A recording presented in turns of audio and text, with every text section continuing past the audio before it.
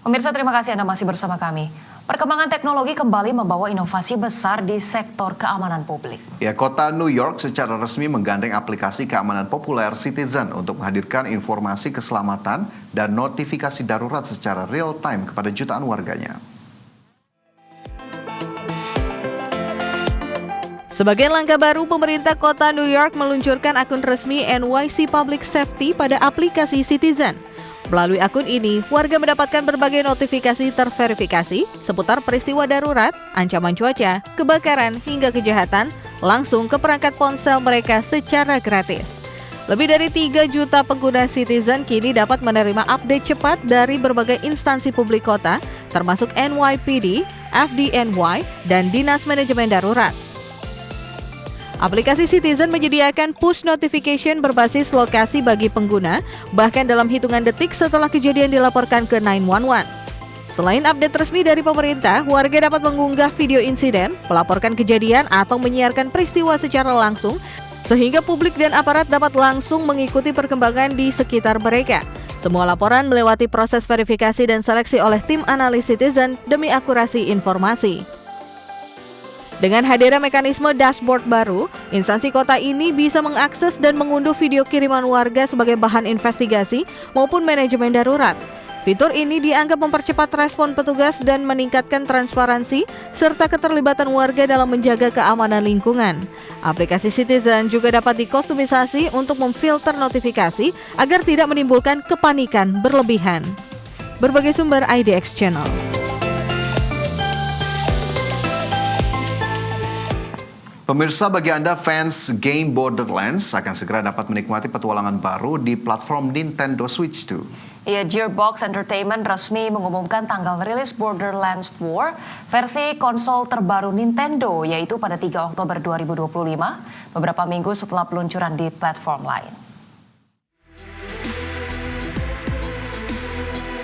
Borderlands 4 dijadwalkan meluncur lebih dulu di platform PlayStation 5, Xbox Series XS, dan PC pada 12 September 2025.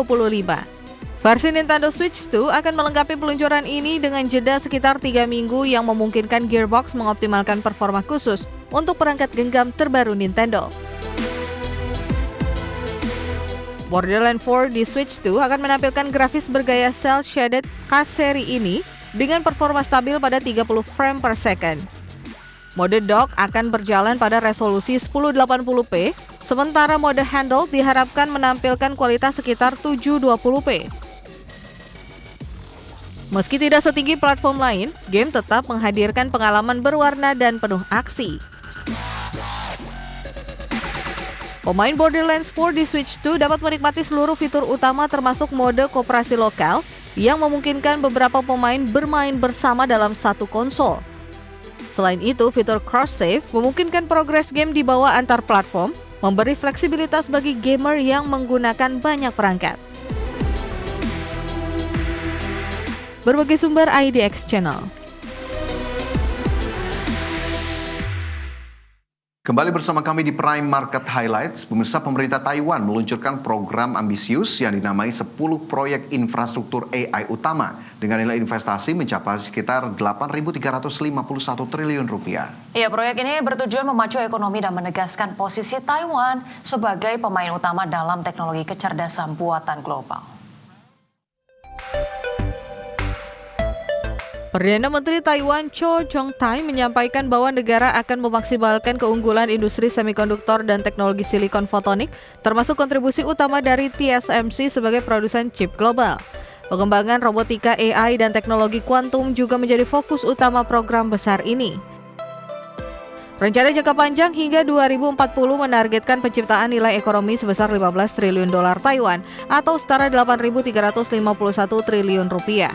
Program ini juga diharapkan menghasilkan sekitar 500.000 lapangan kerja baru dan memperkuat ekosistem inovasi AI yang berdaulat di Taiwan. Pendukung utama program ini termasuk perusahaan-perusahaan besar seperti Foxconn yang membentuk aliansi besar industri robotika AI Taiwan guna mempercepat pengembangan teknologi robotika dan AI di dalam negeri lewat kerjasama antar pelaku industri dan riset inovatif. Selain pengembangan teknologi, pemerintah Taiwan fokus pada pembangunan infrastruktur komputasi canggih serta pemerataan pengembangan AI di seluruh wilayah negara. Berbagai sumber IDX Channel.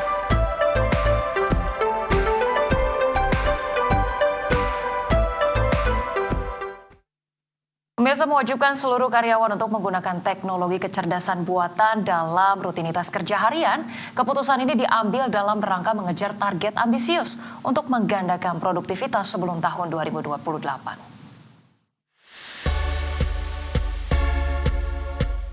Perusahaan teknologi Yahoo Japan Corporation mengumumkan langkah berani dengan mewajibkan 11.000 karyawan untuk menggunakan teknologi kecerdasan buatan generatif dalam rutinitas kerja harian.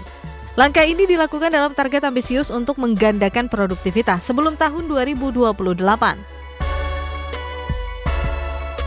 Melansir dari Tech Radar, rencana besar tersebut akan dimulai dengan mengotomatisasi sekitar 30% tugas sehari-hari karyawan, mulai dari pencarian informasi, pembuatan laporan, ringkasan rapat, proofreading dokumen, hingga pengelolaan pengeluaran operasional.